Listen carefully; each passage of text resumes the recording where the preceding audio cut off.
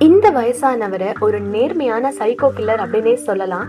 யாரா இவர்கிட்ட வந்து சிலுமிஷம் பண்ணாங்கன்னா உடனே இவர்கிட்ட வந்து சாரி கேட்டுடணும். அப்படி அவங்க சாரி கேட்கலன்னா இவர் வச்சிருக்க பூச்சிக்கொல்லி மருந்து வச்சு அவங்களை கொலை பண்ணிடுவாரு. அந்த மாதிரிதான் இந்த படத்துல ஒரு ஃபேமிலி இருப்பாங்க. இவங்க எல்லாருமே ஜாலியா வெளியே போயிட்டு வரலாம் அப்படின்னு பிளான் பண்றாங்க. ஆனா அந்த ஹீரோ டிராவல் பண்ணும்போது பொறுமையாவே வண்டி ஓட்டிட்டு போக மாட்டாரு. அந்த சமயத்துலதான் இந்த வயசானவரும் அந்த ஹைவேஸ்ல டிராவல் பண்ணிட்டு இருப்பாரு.